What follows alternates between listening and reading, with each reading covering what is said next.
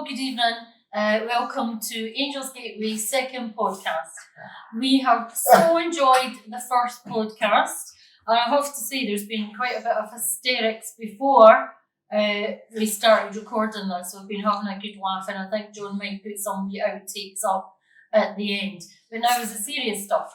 Welcoming you guys to our virtual Angels Gateway.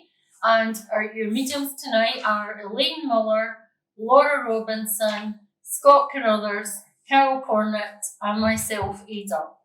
We're going to start, as we always do at Angels Gateway, by reading the poem. And tonight, Scott is going to read May You Always Have an Angel by Your Side. Thank you, Ada. May you always have an angel by your side. May you always have an angel by your side, watching out for you in all things you do, reminding you to keep believing in brighter days, finding ways for your wishes and dreams to come true, giving you hope that is certain as the sun, giving you the strength of serenity as your guide. May you always have love and comfort and courage, and may you always have an angel by your side. Someone there to catch you if you fall, encouraging your dreams, inspiring your happiness, holding your hand and helping you through it all. In all our days, our lives are always changing. Tears come along as well as smiles. Along the road you travel, many of the miles be 1,000 times more lovely than lonely. May they give you your gifts that never end, someone wonderful to love and a dear friend to whom you can confide. May you have rainbows after every storm, may you have hopes to keep you warm, and may you always have an angel by your side, by Douglas Pagels. Thank you, Scott. We love this wee poem, Angels Gateway, because the very first time we did a service many years ago, that was a poem that we read out. And it's quite fitting at this time that we've been in troubled times, that I'm quite sure a lot of you will have realised how close your angels are to you, and that there's always a way through everything. Us at Angels Gateway have really missed each other, although we've kept in touch through chat and we've done our circle online. So we've kept each other going, and I hope each and every one of you out there has had somebody just at your back. But it's nice to, even for some of us, just to be able to come back together. So tonight we asked, what topics would you like to hear for discussion, or hear us discuss? And this will be quite interesting, I think, our thoughts on the topics that you have suggested. And as always, Angels Gateway mediums are taught to share their experiences. That is how you learn. That is how you show others what things mean. So everything is from life experience. Even the spiritual moments that we've had come from each and everyone's life experiences. So the first topic up for discussion, and it really is an easy answer to this one. It's from Laura Martin, and you asked us, Laura, how do you go further with your abilities? So I'm going to hand you over to Scott to just start the discussion on this topic, and I'll let him give you the advice. Thank you, Ada. How do you go further with your abilities? Well, I think you've got to have a sense of something first.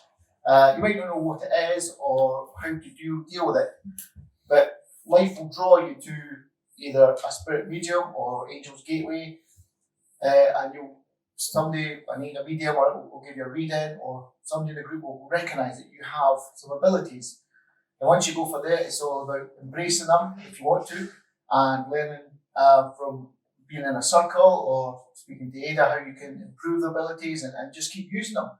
And finding where you can go with it. Anybody, anything else to add to that? No? That was the usual response when you ask a class a question. They all look at you as if you're going mad. But Scott actually said something very important there for your abilities. The best way to go further with your abilities or your gift is to use them. If all you do is constantly learn, you're not using your abilities. Go out and work with your abilities.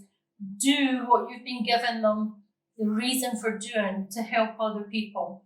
Just use them. And sometimes, yes, we do need the guidance of each other, of somebody who's been out there on the circuit a wee while or a wee bit longer doing it. It's not a teacher as such, it's just somebody, as Scott said, to help you realise your potential and your gifts and your abilities. Carol, for instance, is a fantastic psychic artist. Her drawings are amazing. And the reason we discovered that is I took a notion to go and do a psychic art class. Cannot even draw a match, man. But I decided this day I'm going to go and have a go at this. I drew one amazing picture. It's the only picture I've ever drawn in my life. It'll be the only picture that I draw in my life. But I came back and I shared that with my circle. And immediately we recognised that we had two fantastic psychic artists in the class, Carol being one of them. And that is about sharing your abilities and nurturing each other. So I hope that answers. Anybody else want to say anything? It's just what you learn from each other as well. That's a big thing. You've got to learn from each Get other. the encouragement from your group. Aye. And everybody's abilities are different. Yes, that's important as well. Everybody's abilities are very different, but we can all just by being together like-minded and giving each other the confidence to take our abilities further. It's a very simple journey, I think. Elaine, do you want to say anything, dearie? Just the fact that you do learn from other people, that's how I learned as much as I know now, is to coming here and learning from everybody else. And being And part of it. everybody else showed me how they do it. Now that's a big thing for Elaine to say, because she's the one that will say, I'm not getting anything, or I don't see that, or I don't get that. But she knows she's learning, and that's the important part. As long as you know in yourself that you're learning something, that something will show itself to you. So the second question, reincarnation. What's everybody's thoughts on this? I think it re-encourages depending on your own beliefs and possibly your religious beliefs as well. Whether there is reincarnation, if you don't believe in it, you don't believe in it. If you firmly believe in it, then fantastic. I personally don't believe that. That's fine. Everybody's in the movement. There is room for everybody's beliefs. There is no right or wrong. It's an individual journey that each person has taken. As long as there is a platform and room for them to give their opinion, they will learn and they'll teach others. Even if their opinion is against it, we will learn something from that. In my opinion, if we're communicating with people in the spirit world, and we sometimes communicate with people who have been over a long, long time, how can that person be there in the spirit world and be reincarnated here? That's my thoughts exactly on it. They have to, for a long time, stay in the spirit realm so we as mediums can communicate with them. Laura's right. If they suddenly all become reincarnated, then who could we communicate with? I do believe in reincarnation. From, again, life experience, having come across it, it does exist. But you're going to speak here. Well, I was just thinking of the time you say somebody has an old soul inside them. Is that a form of reincarnation? I think that's the old soul, living its life in its next body. Yeah, Showing itself. Yeah. You've said, some people have an old soul or Yeah. whatever. I'm just wondering whether that was a form of reincarnation. Yes. What's that more than children? Sorry? What's that more than children? An old soul. So you know things, how do you know that? So it's a soul that is reincarnated. Is that what you're saying? No, the person, it's a soul. Yeah. It's the soul that moves the spirit world. Yes. That's why it has to stay there for a period of time so it can come back and communicate in the way that we work with them. So it's a very, very interesting topic. It's a topic you could talk forever about it. When my youngest daughter Louise was born, I was convinced I was having a boy and its name was going to be Thomas. And this wee girl popped out with jet black hair, and I looked at her and I said, that is my bloody mother there. My mum had just died in November and Louise was born in January, and I did believe at that time that that my mum had been reincarnated as Louise. And it took me a long time to get over that and to realise, and my journey as a medium taught me that that couldn't be, because then how could Mum visit us, her family, back from the spirit world? So just Louise had a lot of essence of my mum and her and still does. So there's a wee bit in reincarnation in all of us, I think, because you take a wee bit of the teaching of your parents and your family. So there's another form of reincarnation. Anybody else want to add to that? I suppose that's why a lot of people see the children that been here before. Aye, definitely. How many times have you all said that about your kids or your grandkids? That one's been here before. Because some of them do remember things that they learned in a previous life very quickly in this lifetime.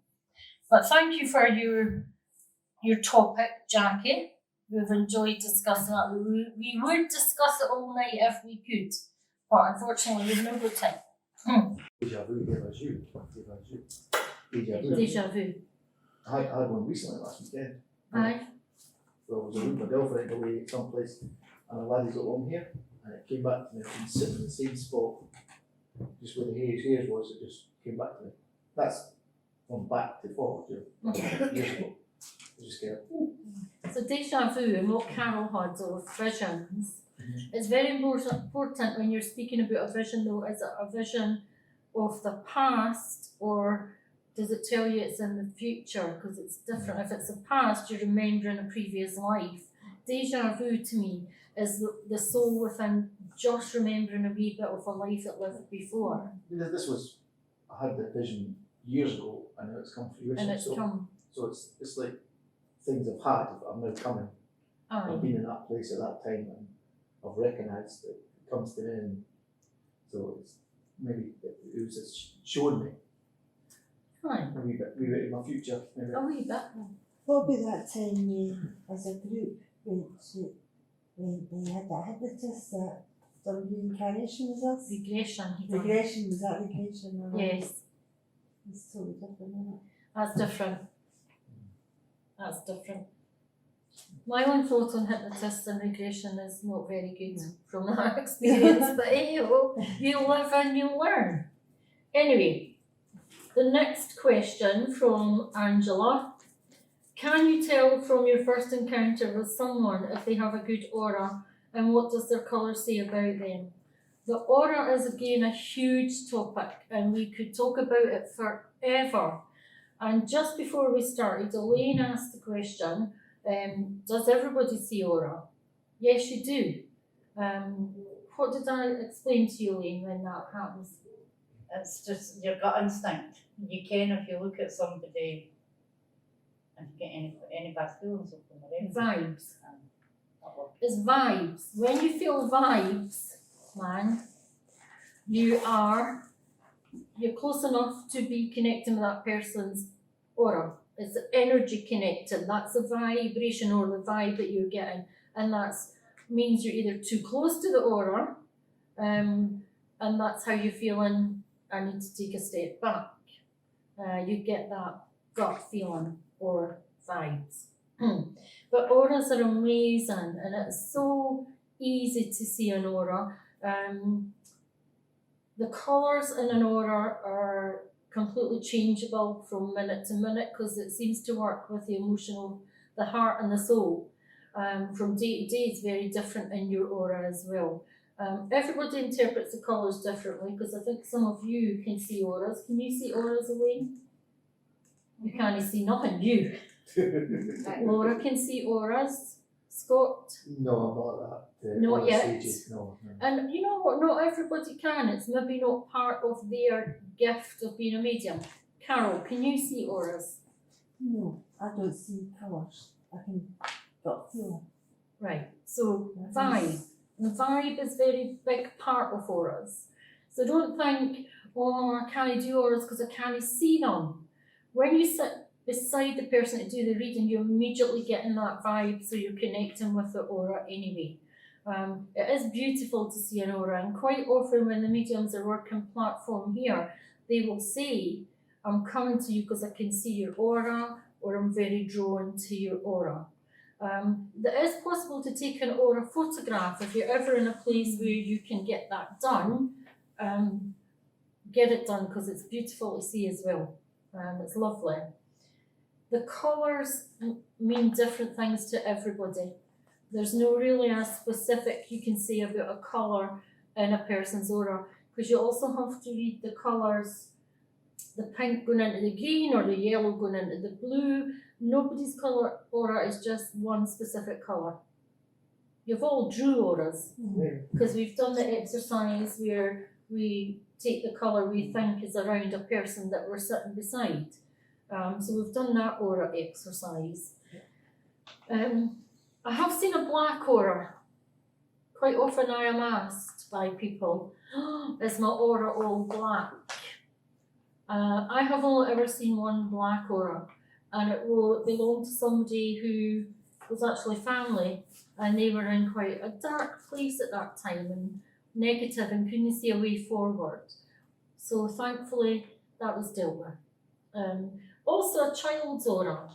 A child's aura is like a rainbow, because they are innocent and pure, not had any information fed into them by the world that we live in. And it's amazing to see. When Laura's son was young, he got an aura picture taken, and it was the most amazing rainbow ever. So, any of you's got anything to add to the aura thing? She asks if you could, on the first encounter with someone, if you can tell if it's a good aura. Obviously, you can only tell if it's good if what you're getting from the colour is good, but sometimes you can be drawn to someone who has not a bad aura, but sad sometimes, and it doesn't always come across in a good, positive way. But that's also just trying to get our attention, because that person needs that message from spirit with them. That's true. The spirit will guide you to people if they need help. Definitely. So the aura it shines from your heart by emotion, and very easy thing to see. Well, for me it is. Actually, I should say that. Not for everybody, I know that. Now, the next question, or the next theme, right, is from Mary. Again, Mary Amos. Thank you, Mary, for giving us this topic to discuss. Hope you enjoyed the last question we answered for you. We're missing you and George again. We're missing all the mediums. Mary and George Amos serve our church regularly, and we really are. We're getting a wee bit emotional because we're missing all the mediums. We're missing all the people who come to Angel's Gateway, and most of all, we're actually missing Angel's Gateway. So you're. Do you want to read that, Laura? So Mary asked us to discuss signs from the spirit and how we interpret them. Carol, do you want to? Sometimes. Oh gosh, there's a question. And sometimes you didn't realise that you've been given a sign, and it's not until you later on you remember. Can I tell a little story? Yep. Yeah, You need to speak louder. This was a few years ago. I remember I was sitting down reading a paper, and I had to look out, and all I can describe it was like cling film coming towards me. That's the only thing I could say is a sign. And I'm like, what the heck is that? I kept watching it. So eventually I felt like my eyes were misted over. And I was ready to phone my husband, who was away somewhere. I was going to phone him to say, man, there's something wrong with my eyes. And next minute he phones me to tell me to bring some tea down because he wasn't feeling very well. So I went down with it, and I realised as soon as I got to near, he was actually in the bowling green, there was something wrong, and he was actually having a heart attack. So to me, it wasn't until after I went, that sign was there for me to phone John, and I wish I had done it at the time, but he managed to phone me. We got there in the end, and he's fine, but that was a major sign, and I never just took it at the time. Anybody else got any sign that they want to share? No, but no, signs don't always have to be as Visions, visions, more so probably if you're not a developing medium or follow the faith. But signs can be your hair being touched or on your face or simple signs, and it's just spirit world trying to get your attention for some reason. Or a lot of you talk about wee Robin coming. Robin. When that happens, that is a beautiful sign from spirit world. It's one that you can all acknowledge. But what I would say is maybe look at what day it is, what date it is. There's the sign of the Robin. It's not just spirit world saying we're here visiting you. Look at what else that is equated with that wee Robin. Certainly, the other day there, I was in the garden with a friend, and two butterflies. Not seen butterflies for absolute ages. The two butterflies came into the garden, landed quite close, and just they came and went, and then one came back and went. It was sort of, you know, it was beautiful because I've not seen a butterfly in ages. Not in this garden, and they came and it was just a nice wee sign that They're there. they're there. And we can also ask for signs. I can ask for signs. Like a song or something Aye. connected to that person, just to show that they're there. When you're looking at signs from spirit and how to interpret them, it's maybe that you don't need to interpret. Maybe just take them in, as Laura said, a song, and where that song immediately takes you. It's not always that spirit world are sending you a sign. Sometimes they're sending you a wee pass to say, come back in time with me. Let's visit each other in this song. Or if you're looking over at a vision at the beach or a shore or a loch, remember when we did this, it's like the sign is showing you the memory you have of that spirit person. Yeah. And right back in that memory, when you take time to sit in it, you're right back there with them again. Just like yesterday, several months ago, I was supposed to leave my house to go see my kids. I'd usually leave at the same time, but that day I got distracted. Something said just wait, and I delayed by 10-15 minutes, and sure enough, where I would have been, there was a car crash. Oh, see, that's And lovely. I obviously I wasn't involved in it, but thank goodness, well, I'm sure the people who were okay, but if I'd left on time, that would have been me. So spirit distracted you Distracted. and gave you a sign to keep you still. Yeah. They do look after us, all your spirit world do look after you. When it comes to the training as a medium, or the nurturing as a medium, the signs do need to be interpreted. That's different. To interpret the signs as a medium. For instance, for me, a nip of whiskey in a glass is a celebration. Because that's what we were taught when we were wee. It's New Year, it's a birthday, oh, we'll have a nip or a slanging. So as a medium interpreting, the signs are slightly different. You've got to just ask, what does that mean for that person? Yeah. I hope that makes sense, Mary. I'm sure you know that it does. And actually, do we need to interpret them? Because Spirit will do that for us anyway. Just ask. Where's the next bit? I've lost it. There it is. So, Elaine, will you read Janet? Janet, this is what you asked us, so Elaine will. Visualisation and how to recognise it. Visitation. Can you recognise it? Oh, yes. Some people can't. No, they can't. And again, if you can't recognise a visitation, it's not something that you've been gifted with. And that Spirit World will give you something else that will comfort you from your spirit family. Anybody had a visitation? What about in dreams? Very much in dreams. Very much. Spirit World, when mediums are working, they're working from their subconscious. And that's where we dream from. We just had a wee moment there because we heard a noise in the room and we're all looking around the room to see who's there. And it's really just us that's here.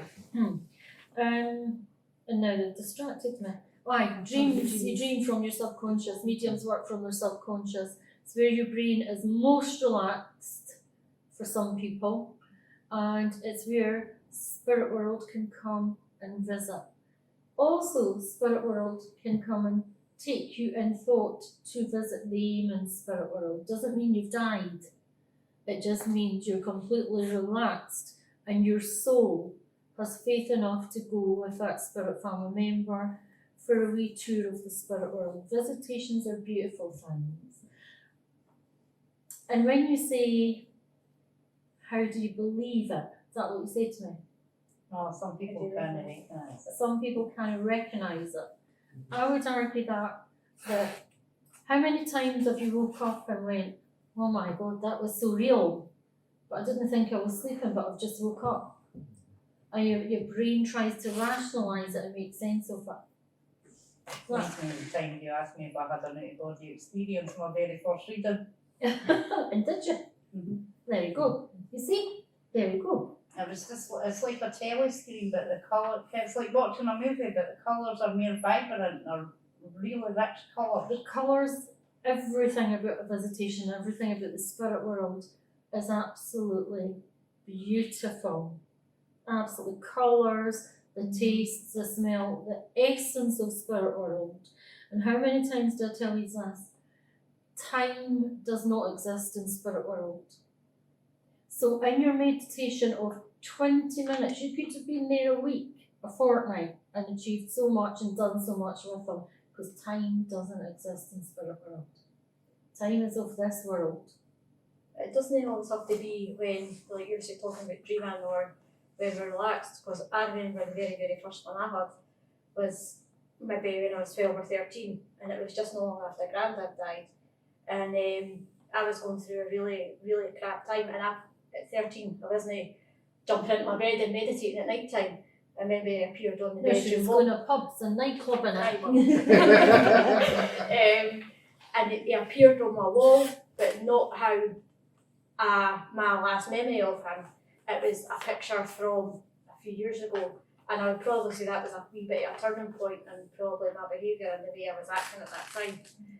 And that was probably the very, very first visitation I had, and it was amazing. And that's actually a real visitation. No, by a medium in meditation like Laura said, or dreaming. I bet you lots of you have had that moment of visitation that Laura had there at some point. You will have had that, I'm quite sure. Aye. There was one time I was walking my wee dog along the burn near where I live, and she was being a wee bizzum, so I grabbed her, and as I looked up, there was my dad walking along the burn, the path at the burn. My dad was famous for falling in the burn when he was drunk coming home from Bilston Club. You're no true Bilstoner if you've no fell in the burn at some point. And as I bent in to fix the dog's lead on her, and I looked up again, my dad was gone. So that was a visitation, and it was a lovely thing. The more likely to happen in a place of memory, though, I would say, or in your home, where the energy of your life is. I would think it's easier to come through in visitation in places like that. So that's us discussed the topics. It's been great. Queue up for autographs and photographs at the door. Actually, there's nobody else in the room except us, so I'm only joking with that. We hope you have enjoyed, again, this week's podcast. We have completely enjoyed making it. We want to thank John, our tech guy. I wish I could somehow barrel the video recorder around and show you John. John is our paranormal guy, and he does all this stuff for us, the setting up and everything. So it's been a great night again. We've really enjoyed it. So good night from us all here. Good night from Carol. Night. Good night from Scott. Good night. Good night from Laura. Good night. And Elaine. Good night. And myself. Good night, and we love you all, miss you all, and hope to see you very soon in the future. Take care. Bye. Bye bye.